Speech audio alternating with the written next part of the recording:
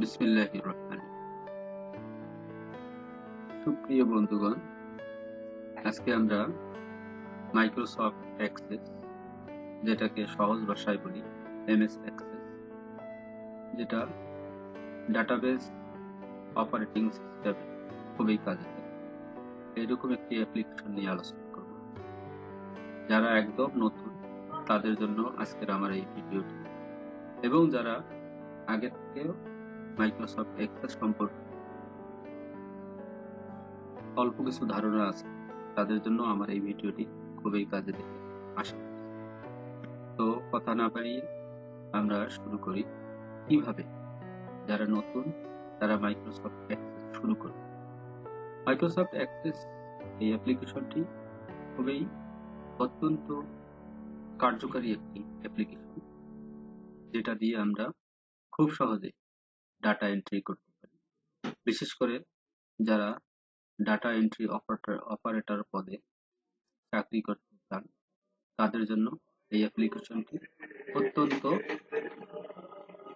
গুরুত্ব এবং কার্যকারী। তাহলে আমরা শুরু করি মাইক্রোসফট অ্যাক্সেস। মাইক্রোসফট অ্যাক্সেস এই অ্যাপ্লিকেশনটি শুরু করার জন্য আপনাকে অন্য কিছু নিয়ে এটা নিয়ে এত কিছু টেনশন করতে হবে না। যেভাবে আমরা MS Excel, MS Word, Microsoft PowerPoint, এই জিনিসগুলো, এই অ্যাপ্লিকেশনগুলো আমরা যেভাবে ওপেন করেছি, ঠিক এটাও একইভাবে আমরা ওপেন করতে পারি। আমরা এই ডেস্কটপে রাইট বাটন, এরপরে এখান থেকে নিউ এ গিয়ে এখানে দেখতে পাচ্ছি মাইক্রোসফট অ্যাক্সেস ডাটাবেস। এখান থেকেও আমরা শুরু করতে পারি।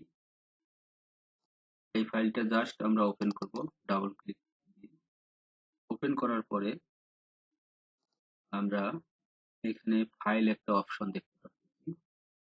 যাদের অফিস অফিস যাদের 7 আছে তাদের এখানে একটি আইকন আছে, আর 7 এর উপরে যাদের 10, 11 এবং 13 এরকম যারা অফিস ব্যবহার করে তাদের এখানে সরাসরি ফাইল লেখা আছে। তো আমরা ফাইলে গেলাম, ফাইলে গিয়ে এখান থেকে আমরা যাব নিউ এ গিয়ে আমরা দুইটা ইন্টারফেস দেখতে পাচ্ছি। একটা হচ্ছে কাস্টম ওয়েব অ্যাপ, আর একটা হচ্ছে ব্ল্যাঙ্ক ডেস্কটপ ডাটাবেস। তো আমরা শুরুতেই চলে যাব ব্ল্যাঙ্কে গিয়ে আমরা অন্যান্য অ্যাপ্লিকেশন গুলো কাজ শেষ করার পরে আমরা যে সেভ এসে গিয়ে সেভ করি, তো সেই কাজটি এখানে শুরুতেই করা হচ্ছে। এই যে আমরা একটা ফোল্ডারের আইকন দেখতেছি, এখান থেকে আমার এই কাজগুলো, যে টেবিলগুলো আমরা কাজ করব, টেবিলগুলো কোথায় জমা হবে সেটা এখান থেকে আমরা দেখাই দিতে পারবো। আমরা ফোল্ডার আইকনে ক্লিক দিলাম, দেওয়ার পরে ধরে নিলাম আমি আমার এই কাজগুলো, যাবতীয় কাজগুলো আমি ডি ড্রাইভে সেভ করব। তো ডি ড্রাইভে এখানে যতগুলো ফোল্ডার আছে, এই ফোল্ডার গুলোর ভিতরে যদি আমি যে কোনো একটা ফোল্ডারের ভিতরে যদি রাখতে চাই তাও রাখতে পারবো, অথবা এর জন্য যদি স্পেসিফিক একটা ফোল্ডার আমি ক্রিয়েট করতে চাই, এখান থেকে আমরা নিউ ফোল্ডারে ক্লিক দিয়ে এর জন্য আমরা একটা নিউ ফোল্ডারটার নাম পরিবর্তন করে আমরা এর একটা নাম দেব ফার্স্ট ডাটাবেস।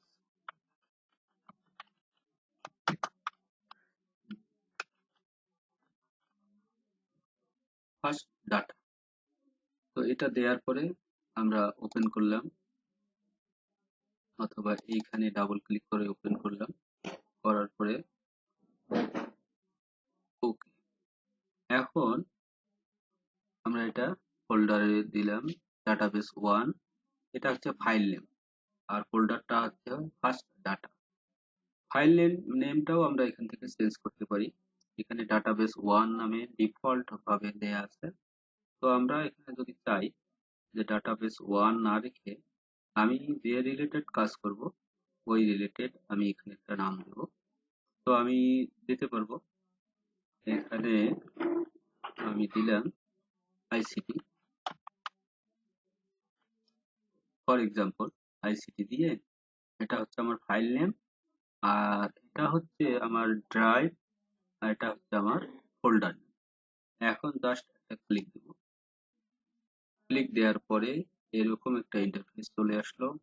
আসার পরে আমরা কিন্তু এখানে দেখতে পাচ্ছি যে এখানে আইডি এবং ক্লিক টু অ্যাড। তো এখান থেকেও আমরা কি করতে পারি,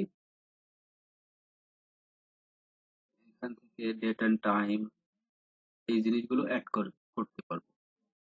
তো আমরা এখান থেকে না করে আমরা সরাসরি যাব এই টেবিলের ডিজাইন ভিউ। এখানে টেবিল 1, এই টেবিলটার নাম টেবিল 1 ডিফল্ট ভাবে দেয়া আছে। তো আমরা এই টেবিলের ডিজাইন ভিউতে যাই। যাওয়ার পরে সেখানে কিছু চেঞ্জ করব। তো ডিজাইন ভিউ নিচে দেখা যাচ্ছে ডাটাবেস ভিউ, আর একটা হচ্ছে ডাটা শিট ভিউ, আর একটা হচ্ছে ডিজাইন ভিউ। তো আমরা ডিজাইন ভিউ ক্লিক দিলাম। দেওয়ার পরে আমার এখানে দেখা যাচ্ছে টেবিল 1 ডিফল্ট ভাবে একটা নাম সিলেক্ট আছে। তো আমি এই টেবিল 1টার একটা নাম দিয়ে দিই। নাম দিলে হচ্ছে টেবিল 1টার একটা নাম ধরে নিলাম 55 88 একটা নাম দিলাম এই টেবিল 1টার নাম, টেবিলটার নাম। তো এখন এখানে আরেকটা জিনিস, তা হচ্ছে এখানে হচ্ছে field name, data type, description ইত্যাদি ইত্যাদি কিছু আছে। তো এই জিনিসগুলো নিয়ে আমরা পরে আলোচনা করব। আমরা শুরুতেই এখানে ফিল্ড নেম বলতে আমরা কি বুঝি। ফিল্ড নেম হচ্ছে আপনার, আমরা যেমন মাইক্রোসফট এক্সেল যারা জানি, মাইক্রোসফট এক্সেল অথবা যদি আমরা ওয়ার্ড ফাইল ওপেন করি, ওয়ার্ডের মধ্যে যে আমাদের টেবিল নিয়ে, এই টেবিলের এই জিনিসটা হচ্ছে কলাম, আর এটা হচ্ছে রো। তো আমি যদি এই টেবিলে আমি কিছু ডাটা এন্ট্রি করতে চাই, যে রিলেটেড ডাটাগুলো হবে সেই ডাটার আমি এই দুইটা অফ করে ডিলিট কলাম। এই যে আমি এখানে ক্রমিক নং দিলাম, এখানে যদি আমি কারো নাম দিই তা কিন্তু হবে না। এখানে আমাকে সিরিয়াল নাম্বার বসাতে হবে, যেমন 1, তারপরে আছে 2। এখানে আবার এখানে আমার সংখ্যা বসালে হবে না, এখানে কারো না কারো নাম দিতে হবে। এখানে কারো না কারো নাম দিতে হবে, আর এখানে যার নাম দিব তার পিতার নাম এখানে আসবে, মাতার নাম এখানে আসবে। তাহলে এই যে উপরের যে রোটা, এই রোটা হচ্ছে আমার ফিল্ড নেম, অর্থাৎ আমরা এগুলোকে বলি কলাম আর এটাকে বলি রো। তো এই রো কলামগুলোকে আপনার ডাটাবেজে বলা হয় ফিল্ড, আর রো গুলোকে বলা হয় রেকর্ড। কলামগুলোকে বলা হয় ফিল্ড এবং রো গুলোকে বলা হয় রেকর্ড। তো এই প্রত্যেকটা ফিল্ডের বা প্রত্যেকটা কলামের যেমন হেডিং থাকে, এই কলামের হেডিং ক্রমিক, এই কলামের হেডিং হচ্ছে নাম, এই কলামের হেডিং হচ্ছে পিতার নাম, এই কলামের হেডিং মাতার নাম। ঠিক অনুরূপ ভাবে মাইক্রোসফট এক্সেসে এসে আমার এটা এখানে যা কিছু থাকবে প্রত্যেকটা কলামের হেডিং এখানে বসাতে হবে। যেমন এখানে আমি দিলাম আইডি। তো আইডিটা আমার ডাটা টাইপে এসে আইডিটা কি হবে, শর্ট টেক্সট হবে না লং টেক্সট হবে না নাম্বার হবে না ডেট এন্ড টাইম হবে না কারেন্সি হবে। সাধারণত আইডি গুলো অটো নাম্বার রাখতে হয়। কারণটা হচ্ছে অটো নাম্বার রাখলে সুবিধাটা হবে কি, যে ওখানে আমাকে সিরিয়াল নাম্বার বসাতে হবে না, অটোমেটিকলি সিরিয়াল নাম্বারটা বসে যাবে। এখানে যদি আমরা দেই নেম, যদি দেই এই নেমটা আবার ডাটা টাইপে এসে আমাদেরকে সিলেক্ট করে দিতে হবে কি নেমটা কি দিয়ে আমি নেম লিখবো, টেক্সট দিয়ে লিখবো না নাম্বার দিয়ে লিখবো না ডেট এন্ড টাইম দিয়ে লিখবো। অবশ্যই কারো না কারো নাম লিখতে হয় টেক্সট দিয়ে, সুতরাং আমাদের এখানে লিখতে হবে টিএক্সটি, শর্ট টেক্সট। এরপরে যদি আমি দেই ফাদার্স নেম, এটাও হবে টেক্সট। এরপরে যদি দেই মাদার, এটাও হবে টেক্সট। এরপরে আমি যদি দেই তার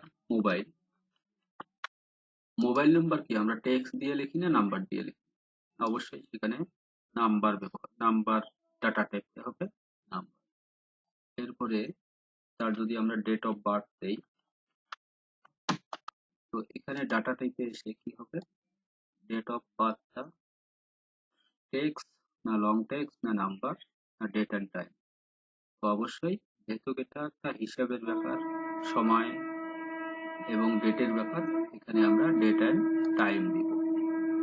আর একটা যদি জিনিস, তা হচ্ছে ডেট অ্যান্ড টাইম ওই স্টুডেন্টটার যদি আমরা তার হোম ডিস্ট্রিক্ট দিতে চাই, ধরেন রংপুর বিভাগের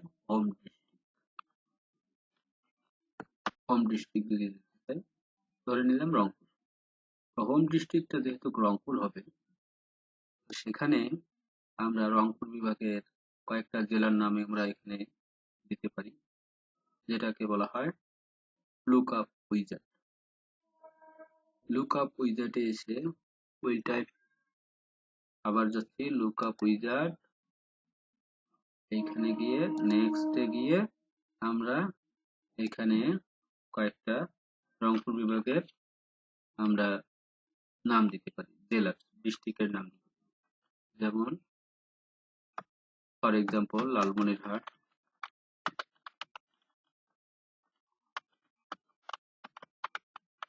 তারপরে হচ্ছে কুড়িগ্রাম,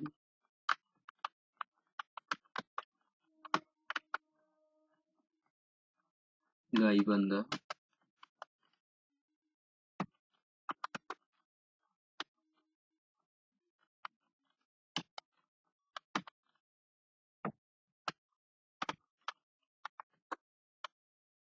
ধরে নিলাম এই তিনটা ডিস্ট্রিক্ট। আমরা যদি এখন নেক্সট করি, অ্যালাউ মাল্টিপল, তারপরে ফিনিশ করি, এর উপকারিতা আমরা পরে। ধরে নিলাম এই জিনিসগুলো আমাদের একটা টেবিলের কলাম বা কলাম হেডিং, এই জিনিসগুলো একটা স্টুডেন্টের আইডি থাকবে, নেম থাকবে, father's name, mother's name, mobile number, date of birth এবং হোম ডিস্ট্রিক্ট থাকবে। তো এই কাজটুকু আমার ডিজাইন ভিউয়ে করে নিয়ে আমরা কি করব, এখানে ক্লোজ করব অথবা কন্ট্রোল প্লাস ডাব্লিউ চাপ, পপ আপ মেনু আসলো, এখানে আমরা ইয়েস করব। ইয়েস করার পরে আমাদের টেবিল নেমটা হচ্ছে 5588। এই টেবিলটা এখন আমরা ডাবল ক্লিকের মাধ্যমে ওপেন করব।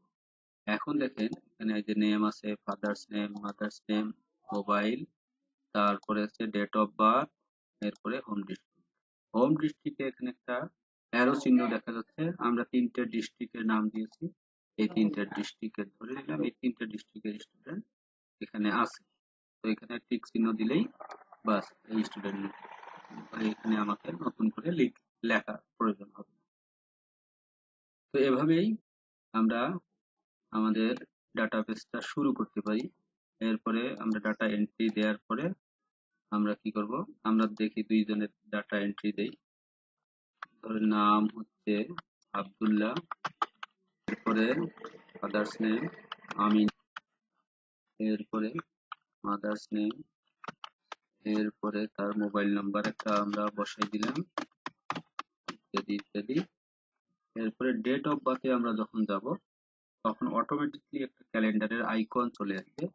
এখান থেকে আমরা যে কোনো একটা ডেট সিলেক্ট করে নিই।